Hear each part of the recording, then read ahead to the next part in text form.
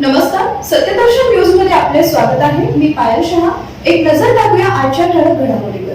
अनाथांचा मुख्यमंत्र्यांच्या समवेत कृतज्ञतेचा आनंद. मुख्यमंत्री पदाच्या पहिल्या कार्यकाळात देवेंद्र फडणवीस यांनी अनाथ मुलामुलींना राज्य सरकारी नोकऱ्यांमध्ये 1% समांतर आरक्षण देण्याच्या घेतलेल्या निर्णयामुळे फायदा झालेल्या तरुणांनी फडणवीस यांची वर्षा निवासस्थानी भेट घेतली.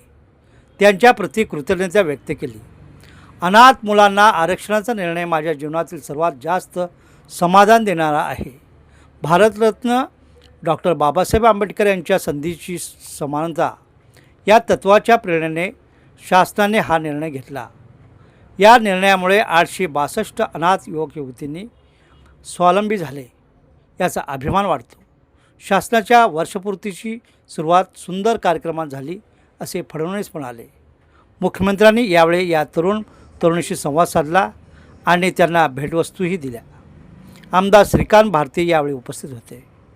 आरक्षणाचा फायदा झालेल्या अनाथ युवक युवतीने आपले मनोगत व्यक्त केले.